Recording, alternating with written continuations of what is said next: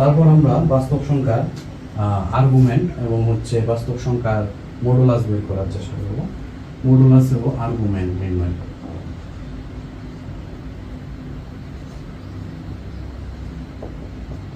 বাস্তব সংখ্যার জটিল সংখ্যার মডুলাস নির্ণয়। তো জটিল সংখ্যার মডুলাস কিভাবে নির্ণয় করব?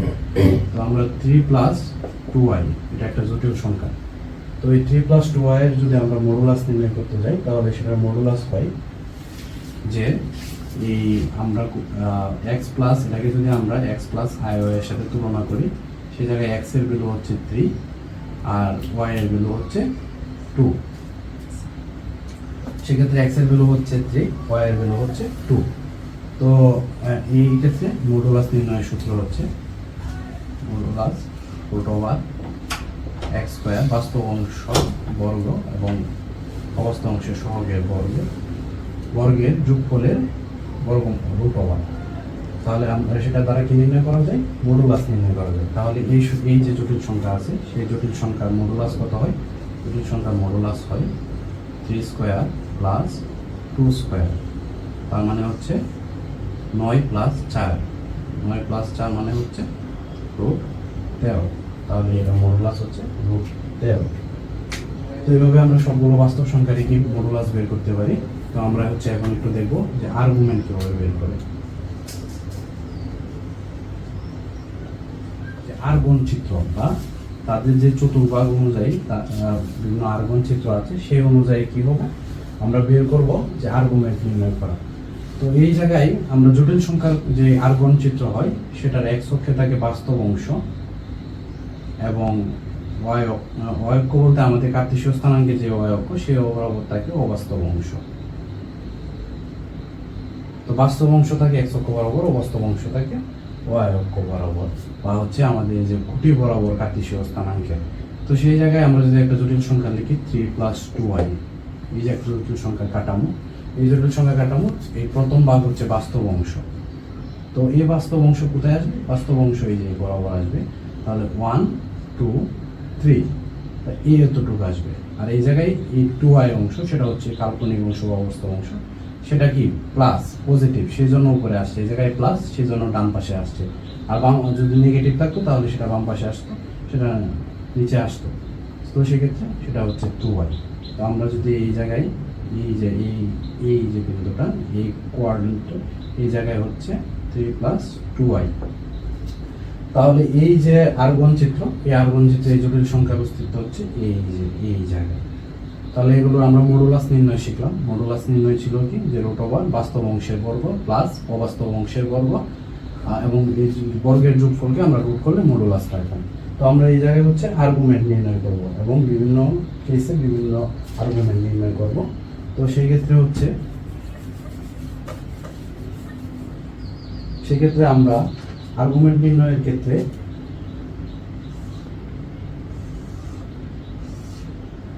এই বরাবর যেটা থাকে সেটা হচ্ছে x + i y, যে জটিল সংখ্যাগুলো সেগুলো এই বরাবর এই অক্ষে অবস্থান করে। তাহলে এই অক্ষে কি হবে? যে এই অক্ষে আসলে বাস্তব অংশ ঋণাত্মক হয়ে যাবে, অবাস্তব অংশ আবার পজিটিভই থাকবে, বাস্তব অংশ ঋণাত্মক হয়ে যাবে। এই জায়গায় আসলে বাস্তব অংশ ঋণাত্মক, অবাস্তব অংশ ঋণাত্মক। এই জায়গায় কি? এই জায়গায় হচ্ছে বাস্তব অংশ ধনাত্মক কিন্তু অবাস্তব অংশ ঋণাত্মক। তো এই 4টা কেসে আর্গুমেন্ট নির্ণয় করা আমরা দেখব। তো এই ক্ষেত্রে আমরা যদি আর্গুমেন্ট নির্ণয় করা দেখি, আমরা এগুলো যদি একটু মুছি, তাহলে এটা একটু খেয়াল করুন। তো আমরা প্রথম ক্ষেত্রে x + i y, তার আর্গুমেন্ট নির্ণয় করা দেখব। তো তার আর্গুমেন্ট নির্ণয়ের ক্ষেত্রে যদি ধরি আমরা বিন্দুটা এই জায়গায় আছে, তো সে তার মূল বিন্দু থেকে দূরে আছে, তাহলে সে অক্ষের সাথে কত ডিগ্রি কোণ উৎপন্ন করছে? ধরে নিলাম θ ডিগ্রি কোণ উৎপন্ন করছে। তাহলে এই যে থিটা, সেই থিটা বের করার সূত্র আমরা এই যে এই x অক্ষের সাথে θ ডিগ্রি কোণ উৎপন্ন করছে। তাহলে এটা আর্গুমেন্ট নির্ণয় খুবই সোজা। আর্গুমেন্ট নির্ণয় হচ্ছে tan θ মান নির্ণয় করা। তো tan θ মান নির্ণয় করা হচ্ছে tan θ এই জায়গায় কি পাই? আমরা যদি এটাকে এভাবে উপর লম্ব টানি, তাহলে এই জায়গায় এটা হচ্ছে অতিভুজ, এটা লম্ব, এটা হচ্ছে কি ভূমি। তো এই জায়গায় এই অংশটা হচ্ছে i y এবং এই সংখ্যাটা হচ্ছে বাস্তব অংশ x। তাহলে এই জায়গায় i তো অক্ষ বরাবর অক্ষের কাল্পনিক অংশ কাল্পনিক অক্ষে থাকবে। তো তার যে সহগ আছে y, সেটা হবে এই জায়গায়, এবং তার বাস্তব অংশ হবে নিচে। কারণ কি আমরা জানি tan থিটা ইকুয়াল টু লম্ব বাই ভূমি, তাহলে থিটা ইকুয়াল টু হবে tan inverse y by x। যে জায়গায় আছে যেটা হচ্ছে বা পজিটিভ বা ধনাত্মক বাস্তব সংখ্যা, ঋণাত্মক বাস্তব সংখ্যার ক্ষেত্রে যদি আমরা বের করি তাহলে সেটার ক্ষেত্রে যদি আমরা একটু লক্ষ্য করি সেটা হবে -x প্লাস y। যদি এরকম কোনো জটিল সংখ্যা থাকে তাহলে সেটার আর্গুমেন্ট নির্ণয় করতে গেলে তো এই জায়গায় আমরা খেয়াল করি এই জায়গায় যে থিটা কোণটা উৎপন্ন হয়েছে সেটা কি ঘড়ির কাঁটার দিকে নাকি বিপরীত দিকে? আগেটা ছিল কি? আগেটা ছিল ঘড়ির কাঁটার দিকে। এখন যে আমাদের যে থিটা আছে সেটা হচ্ছে কি ঘড়ির কাঁটার বিপরীত দিকে। তাহলে আমাদের যে কোণটা আছে সেটা ঘড়ির কাঁটার দিকে, আমাদের তো নিতে হবে সেটা ঘড়ির কাঁটার বিপরীত দিকে। তো ঘড়ির কাঁটার বিপরীত দিকে এই কোণটাকে যদি আমরা আলফা চিহ্নিত করি আর এটাকে যদি থিটা করি সেটা বের করব হচ্ছে theta equal to phi minus, কারণ পুরোটা হচ্ছে কত ডিগ্রি? 180 ডিগ্রি। এই 180 ডিগ্রি থেকে যদি আমরা ওই আলফাটুকু অংশ বাদ দিই তাহলে তো আমরা এতটুকু পাচ্ছি। তাহলে আমরা এই অংশটুকু বাদ দিব এই পুরো এক সরল কোণ থেকে, ফাই থেকে যদি আমরা এটা বাদ দিই তাহলে কত হচ্ছে tan inverse y by x। তাহলে এই পরিস্থিতিতে আর্গুমেন্ট নির্ণয় হচ্ছে phi minus tan inverse y by x। তাহলে এই ক্ষেত্রে আমরা যদি তৃতীয় চতুর্ভাগে যদি জটিল সংখ্যাটি তৃতীয় চতুর্ভাগে এই জায়গায় অবস্থান করে -x -iy, তাহলে আর্গুমেন্ট কত হবে? সেই ক্ষেত্রে আর্গুমেন্ট হবে থিটা। দেখেন এই জায়গায় যে কোণটা সেটাও কি ঘড়ির কাঁটার দিকে, আমাদের নিতে হবে ঘড়ির কাঁটার বিপরীতের কোণ। তো সেটা যদি নিতে হয় তাহলে আমরা কি করতে পারি? সেটা করতে পারি হচ্ছে এই পুরাটুকু কোণ হচ্ছে 180 ডিগ্রি। সে পুরা কোণ থেকে যদি আমরা এতটুকু কোণ বাদ দিয়ে দিই তাহলে আমরা সেই থিটার ভ্যালু পাচ্ছি। তাহলে সেই ক্ষেত্রে আমরা কি করতে হবে? থিটা ইকুয়াল টু ঘড়ির কাঁটার বিপরীত দিকে কোণ হলে সেটা হয় ধনাত্মক, ঘড়ির কাঁটার বিপরীত দিকে হলে সেটা হয় কি ঋণাত্মক। তো সেই ক্ষেত্রে ফাইয়ের যে ভ্যালুটা হবে সেটা হবে মাইনাস ফাই। কতটুকু বাদ করতেছি আমরা? -5 মাইনাস এই যে এই জায়গার যে কোণটা সেটাই কি? সেটা হচ্ছে tan inverse y by x। তাহলে এটার ক্ষেত্রে আর্গুমেন্ট নির্ণয় হবে -5 minus tan inverse y by x। তাহলে আমরা লাস্ট যে চতুর্থ চতুর্ভাগে যে আর্গুমেন্ট নির্ণয় করে সেই আর্গুমেন্ট কিভাবে আমরা নির্ণয় করতে পারি? তো সেটার ক্ষেত্রে যদি আমরা খেয়াল করি তো সেটার ক্ষেত্রে হচ্ছে আর্গুমেন্ট নির্ণয় করতে গেলে সেই যে কোণটা হয় সেই কোণটাও কি ঘড়ির কাঁটার দিকে, কিন্তু আমাদের তো নিতে হবে ঘড়ির কাঁটার বিপরীত দিকে এই কোণ। তাহলে আমরা সেটা কিভাবে লিখতে পারি? তাহলে আমরা সেটা লিখতে পারি সহজে যদি আমরা বলি যে সেটা যেহেতু ঘড়ির কাঁটার দিকে তাহলে তার চিহ্ন হবে কি ঋণাত্মক। তাহলে আমরা কি করতে পারি? tan inverse y by x। এই হলো চার। এই ক্ষেত্রে আমাদের যে জটিল সংখ্যাটা হবে, জটিল সংখ্যা স্ট্রাকচারটা হবে বাস্তব অংশ ধনাত্মক, অবাস্তব অংশ ঋণাত্মক। এই হচ্ছে চারটা কেসে চারটা আর্গুমেন্ট নির্ণয় করার চিত্র। 5i এবং -3 -2i, এই দুইটা জটিল সংখ্যার আমরা মডুলাস এবং আর্গুমেন্ট নির্ণয় করব। তো এটা মডুলাস আমরা খুব সহজে নির্ণয় করতে পারি। আর ইকুয়াল টু আমরা কি জানি √z, কারণ জটিল সংখ্যাকে z দ্বারা প্রকাশ করা হয় কমপ্লেক্স নাম্বার। তো এই ক্ষেত্রে মডুলাসের মান কত হয়? মডুলাসের মান হয় 3² প্লাস অবাস্তব অংশের বর্গ 5²। তো 9 আর 25 হচ্ছে 34 √34। তো এটা মডুলাস হচ্ছে এত। তাহলে এটার ক্ষেত্রে এটা মডুলাস কত হয়? আর মডুলাস z ইকুয়াল টু আমরা কি লিখতে পারি? লিখতে পারি √3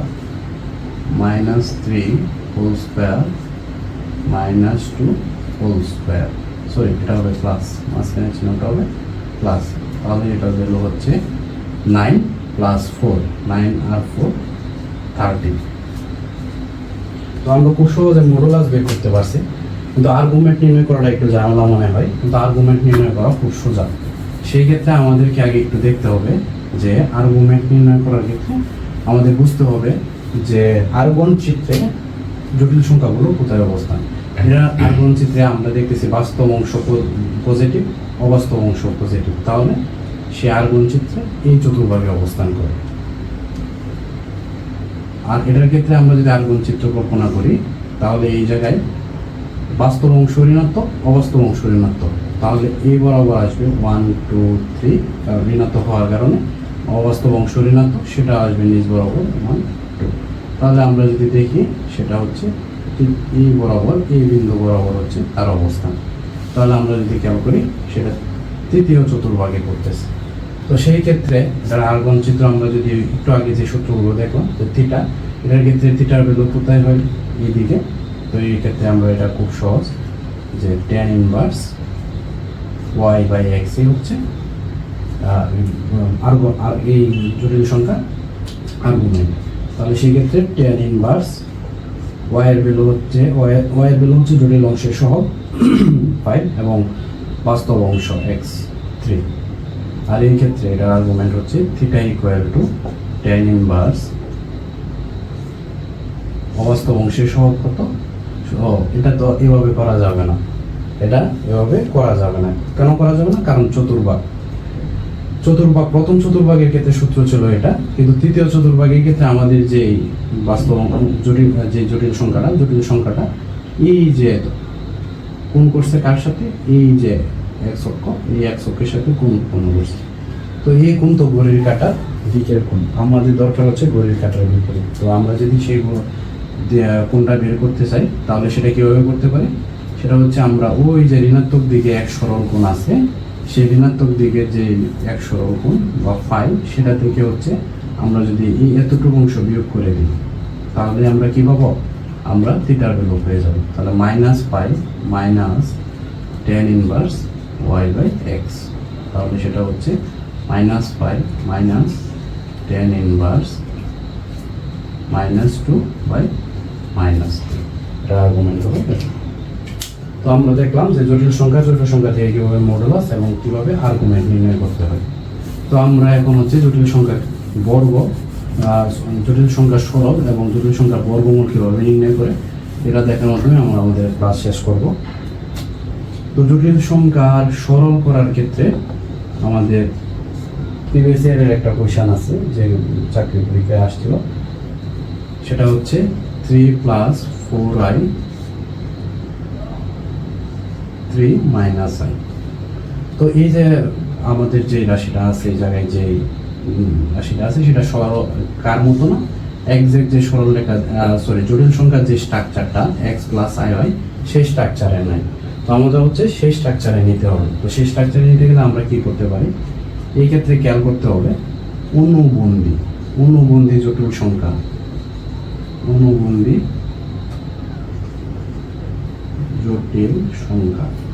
তো অনুবন্ধী জটিল সংখ্যা মানে কি?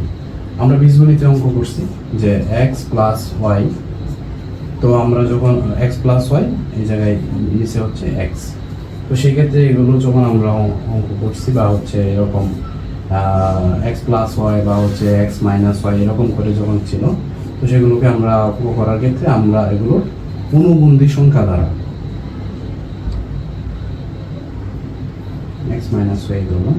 তো সেই ক্ষেত্রে আমরা এগুলো কি করছি, যে এই যে সংখ্যাটা আছে, এই যে লব আছে, লবের যে অনুবন্ধী কি হয়, যে মাঝখানের চিহ্নটা শুধু পরিবর্তন হয়ে যায়, মাঝখানের সংখ্যাটা শুধু পরিবর্তন হয়ে যায়। সেই যে অনুবন্ধী রাশি হয়, সেই অনুবন্ধী রাশি দ্বারাও আমরা লব হরকে গুণ করছি।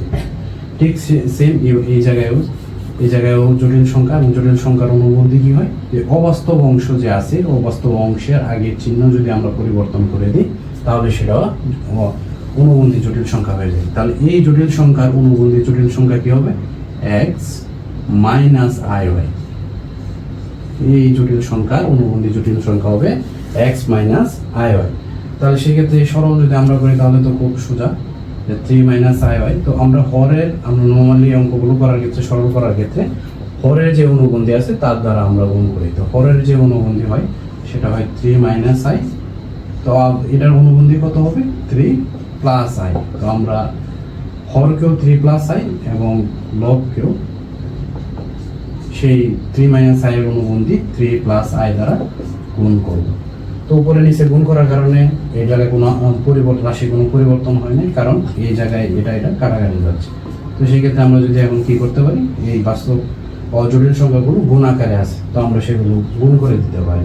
3 গুণ করলে এই জায়গায় 9, 3i গুণ করলে এই জায়গায় 3i, তারপরে 3 4i এর সাথে যদি গুণ করি 12i, 4i আর i এর সাথে যোগ করলে সেই জায়গায় হচ্ছে +4i স্কোয়ার।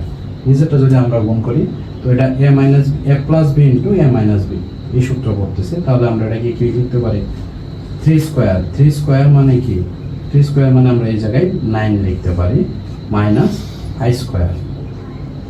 তাহলে সেই জায়গায় কত আসে, আমরা খেয়াল করি এই জায়গায় 12i আর 3i যোগ করলে 59, আর 4i স্কোয়ারের ভ্যালু আমরা কত জানি, আমরা একটু আগে পড়ছি যে i স্কোয়ারের ভ্যালু হয় -1, সেই জন্য i স্কোয়ার ভ্যালু -1, 4 এর সাথে গুণ হলে হবে -4, 9 প্লাস এই জায়গায় 9 থাকবে, আর এই জায়গায় হচ্ছে এই যে আবার একটা i স্কোয়ার, সেই i স্কোয়ারের ভ্যালু কত হবে -1, তাহলে 9 মাইনাস i স্কোয়ারের জন্য -1, তাহলে এইভাবে হবে। তাহলে এটা ভ্যালু কত দাঁড়াচ্ছে, সেটা ভ্যালু দাঁড়াচ্ছে উপরের 9 থেকে যদি 4 বিয়োগ করা হয় তাহলে সেটা কত পাওয়া যায়, সেটা পাওয়া যায় হচ্ছে 5, আর এই জায়গায় 9 এর সাথে কি থাকতেছে 15i,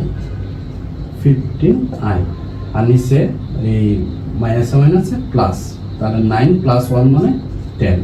তাহলে আমরা এই জায়গায় যদি 5 কমন নিই তাহলে এই জায়গায় কি লিখে যাচ্ছে 1 + 3i, আর নিচে যে 10 আছে সেটা 5 আর 10 কাটাকাটি যায়, তাহলে আমরা এটাকে এইভাবে লিখতে পারি 1 প্লাস, আমরা একটু মুছে দেখি, তাহলে আমরা এটাকে কি লিখতে পারি, এটাকে এইভাবে লেখা যায় যে 5 প্লাস 15i, আর হচ্ছে নিচে হচ্ছে কত 10। তো আমরা নিচে কোনো ভগ্নাংশের হর যদি এভাবে থাকে এবং তার লবের যদি দুইটা রাশি যোগ আকারে থাকে তাহলে সেটাকে আমরা কি করতে পারি, আলাদা করে লিখতে পারি 5/10 প্লাস 15i/10 এভাবে লিখতে পারি। দেখেন এটা যদি আমরা কি করি লসাগু করি তাহলে সেই 10 লসাগু পাওয়া যাচ্ছে, 10 এটার সাথে গুণ করলে আমরা কি 5 পাচ্ছি 10, তাহলে কি হয় এই জায়গায় পাচ্ছি আমরা হচ্ছে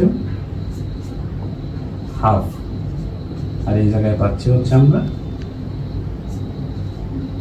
3/2i, তাহলে সেটা হচ্ছে যে x প্লাস iy স্ট্রাকচার পাওয়া গেল। তো এই হচ্ছে জটিল সংখ্যার সরলীকরণ।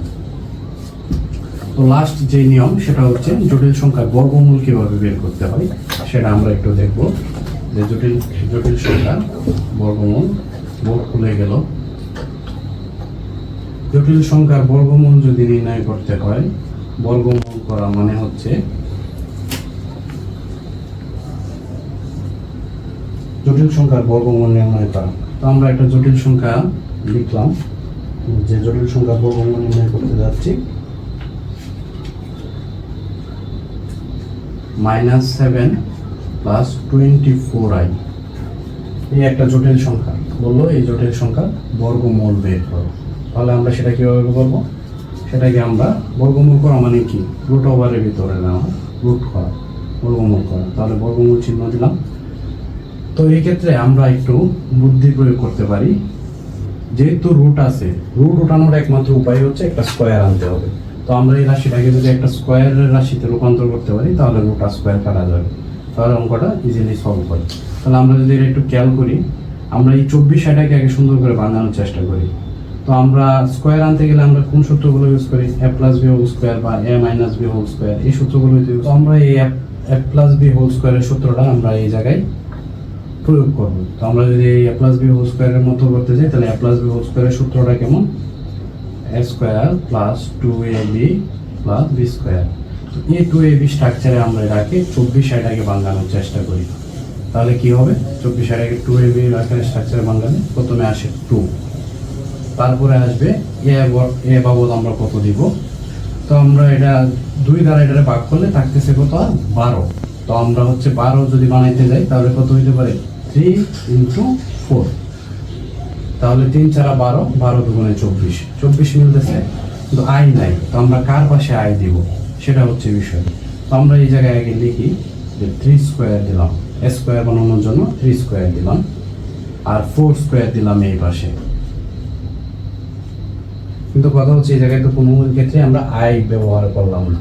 তো আই ব্যবহারটা করব কোথায় এবং কেন করব সেটা হচ্ছে আমরা এই ভ্যালুটা বাস্তব অংশের ভ্যালুটা দেখব। বাস্তব অংশের ভ্যালু হচ্ছে -7। তাহলে আমাদের এই জায়গায় যে যোগ বিয়োগ করে -7 মেলাতে হবে। তাহলে আমরা যদি এই জায়গায় আই দিই তাহলে হচ্ছে ছোট সংখ্যাটা ঋণাত্মক হয়ে যাচ্ছে, বড় সংখ্যাটা ধনাত্মক হয়ে যাচ্ছে।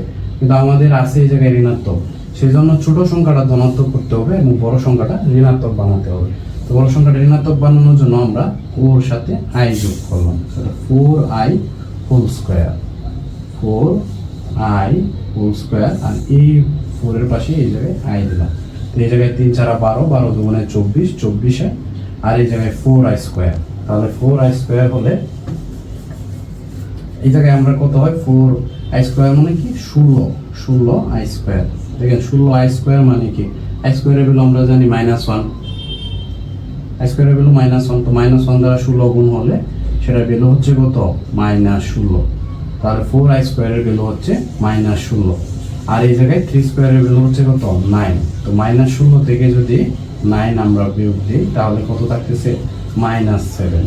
এই যে -7 থাকতেছে, তাহলে মিললো। এটা যোগ বিয়োগ করে আমরা -7 পাচ্ছি, আর এই অংশে 24i। তাহলে এটাকে আমরা কি করতে পারি, এইভাবে লিখতে পারি। তো এইভাবে লেখার সুবিধা কি, এইভাবে লেখার সুবিধা হচ্ছে যে এটার যে ভিতরের অংশটুকু আছে, এই ভিতরের অংশটুকু আমরা সূত্র আকারে লিখতে পারতেছি, a square plus 2ab plus b square. তাহলে আমরা এটা কি লেখা যায়, 3 + 4a plus b whole square. সেটা আমরা এইভাবে লিখতে পারি। যদি এইভাবে লিখি তাহলে এই জায়গায় স্কোয়ার রুটে কাটা যায়। তাহলে এই সংখ্যাটা হচ্ছে 3 + 4i। তাহলে যে এই সংখ্যার যে বর্গমূল, সেই বর্গমূল কত হচ্ছে 3 + 4i, সেই হচ্ছে জটিল সংখ্যার বর্গমূল। তো এইভাবে জটিল সংখ্যার বিভিন্ন বর্গমূল আসে, যে বর্গমূল বের করতে হবে সেই বর্গমূল এভাবে নির্ণয় করতে হয়। তো আমরা হচ্ছে দুইটা কোয়েশন দেখবো যা প্রিভিয়াস ইয়ারে আসছিল। দুইটা কোয়েশন হচ্ছে প্রিভিয়াস ইয়ারে আসা দুইটা কোয়েশন হচ্ছে -3 × -1, সেটা 44 বিসিএসে আসছিল প্রিলিমিনারি। 44 বিসিএসে আসা যে প্রিলিমিনারিতে কোয়েশনটা সেটা হচ্ছে -3 × -1, সেটা ভ্যালু বের করতে বলছে। তো এটা ভ্যালু কত হয়, সেটা ভ্যালু হয়, দেখেন আমরা -3টা কীভাবে লিখতে পারি, √3 × √-1 এভাবে লিখতে পারি। অনেকে বলবেন হয়তো রুট আর রুট গুণ হলে তো রুট উঠে যাওয়ার কথা, স্কোয়ার হয়ে যাওয়ার কথা, রুট উঠে যাবে। কিন্তু দেখেন এই জায়গায় 3 আর 1 কি একই সংখ্যা, a × a তখন লেখা যায় a স্কোয়ার। কিন্তু কখনো কি এভাবে লেখা যায় a × b = a স্কোয়ার? এটা সম্ভব? এটা সম্ভব না। তাহলে দুটো একই রাশি হতে হবে, ভিতরের সংখ্যা দুটো একই হতে হবে, দুটো ভিতরের সংখ্যা একই না, সুতরাং এই জায়গায় এটা বর্গ হবে না। সেই জায়গায় এটা রুটের ভিতরের অংশ দুটো কি হবে, একসাথে গুণ হবে। তো যদি রুটের ভিতরে দুটো একসাথে গুণ হয় তাহলে 3 আর 1 যদি -3 -1 গুণ হলে -3 √-3 হচ্ছে, আর এই পাশে ওটা কি লেখা যাচ্ছে, √-1। তো দেখেন √-1 মানে কি, এই যে আমরা √-1 লিখলাম, √-1 মানে কি, i। তাহলে আমরা এটাকে কি লিখতে পারতেছি, এটা আমরা লিখতে পারতেছি হচ্ছে √3i, আর এই পাশে এটাকে আমরা কি লিখতে পারতেছি, শুধু i। লেখা যাচ্ছে, লেখা যাচ্ছে। তাহলে যদি এটা লেখা যায় তাহলে আমরা এটাকে কি লিখতে পারি, √3 i গুণ করলে কি হচ্ছে, এই জায়গায় i স্কোয়ার। তাহলে √3i স্কোয়ার। আর i স্কোয়ারের ভ্যালু কত হয়, i স্কোয়ারের ভ্যালু আমরা জানি, i স্কোয়ারের ভ্যালু হয় -1। তাহলে এই জায়গার যে উত্তর সেটা হচ্ছে -√3। এটা ছিল 44 বিসিএস প্রিলিমিনারিতে আসা একটি কোয়েশন। তো তেমনি আমরা আরেকটা সলভ করি, সেটা আমরা একটু আগে দেখলাম, আই এর ভ্যালু বের করা। সেটা এসেছিল 41 বিসিএস-এ। 41 বিসিএস-এ যেটা আসছিল সেটা হচ্ছে i two the power -49 equal কত, i two the power -49 equal to কি সেটা বের করতে বলছে। তো সেটা বের করার আগে আমরা i টু দি পাওয়ার -1 এর ভ্যালুটা বের করি। I to the power minus one মানে কি? মাইনাস ওয়ান মানে ইনভার্স, ইনভার্স মানে বিপরীত। তো কোনো একটা ভগ্নাংশে ইনভার্স বা বিপরীত আকারে থাকা মানে সেটা হচ্ছে তার উপরে ওয়ান, নিচে হচ্ছে পাওয়ার সহ সংখ্যাটা, তাহলে সেটা হচ্ছে I to the power one লিখতে পারেন। তো খালি সংখ্যায় কোনো ওয়ান লেখার প্রয়োজন হয়, সেটা এইভাবে লেখা যায় আই বাই ওয়ান। তো আই বাই ওয়ান এই জিনিসটাকে আমরা কীভাবে লিখতে পারি চাইলে, সেটা কীভাবে লেখা যায়? সেটা লেখা যায় হচ্ছে one by i into one by i into i by i. সেটা এইভাবে লেখা যায় না? সেটা এইভাবে লেখা যায়। যদি এটা এইভাবে লেখা যায় তাহলে আমরা নিচে কি পাচ্ছি? এই জায়গায় আই আমি এক্সট্রা করে কি যোগ করলাম? একটা আই উপরে লব হর যোগ করলাম, তো এটা কাটাকাটি যে এটা ওয়ানই থাকতেছে, তাহলে এই সংখ্যা যেই কথা এটা সেমই কথা, কারণ উপরে নিচে আই কাটাকাটি যাবে, ওয়ান বাই আই থাকবে। তো এটা করার সুবিধা কি? এটা করার সুবিধা হচ্ছে দেখেন আমরা আই আর আই কে গুণ করলে এই পাশে কি পাচ্ছি?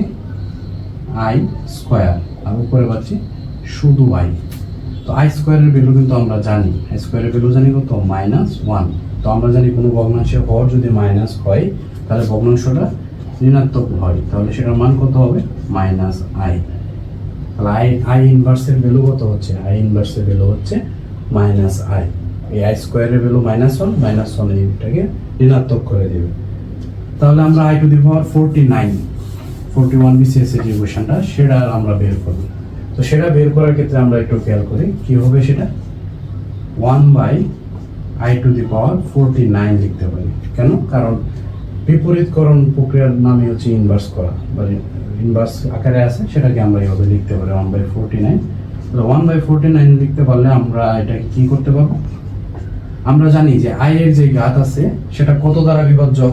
আমরা একটু আগে পড়ছিলাম যে আই এর ভ্যালুগুলো আমরা জানতাম, i equal to minus root one, i square equal to minus one, এভাবে আই টু দি পাওয়ার 4 এর মান কত জানতাম? 1। তাহলে সবগুলোকে আমরা আই টু দি পাওয়ার 4 এর যে বাস্তব মান আছে সেই মান অনুযায়ী সেটাকে ভাঙানোর চেষ্টা করি। তাহলে 4 দ্বারা বিভাজ্য, তাহলে এই যে আয়ের ঘাত আছে সেই আয়ের ঘাত যদি 4 দ্বারা বিভাজ্য হয় তাহলে তার মান হয়, আর যদি না হয় যত অবশিষ্ট থাকে সেটাই হচ্ছে তার ভ্যালু। তাহলে আমরা 4 দ্বারা ভাগ করলে 4, সেই জায়গায় পাচ্ছি 9, 4 দুগুণে 8, তাহলে এই জায়গায় আসতেছে 1। তাহলে কত এক্সট্রা থাকতেছে? এই জায়গায় একটা আই এক্সট্রা থাকতেছে। তাহলে আমরা এটা এইভাবে লিখতে পারি I to the power 48 into I লেখা যায় না? কারণ কি? দুইটার বেজের পাওয়ারগুলো আমরা যোগ করতে পারি, যোগ করলে আমরা 49 পাবো। তো আই টু দি পাওয়ার 48 এর ভ্যালু কত? 4 দ্বারা বিভাজ্য সংখ্যা, সুতরাং তার ভ্যালু হচ্ছে 1। তাহলে এই জায়গায় থাকতেছে কি? থাকতেছে হচ্ছে শুধু 1 বাই আই। তো একটু আগে আমরা করলাম যে 1 বাই আই এর যে স্ট্রাকচারটা, সেই 1 বাই আই এর স্ট্রাকচারটাকে আমরা 1 বাই আই রাখবো, পাশে হচ্ছে আমরা একটা আই বাই আই দ্বারা গুণ করবো।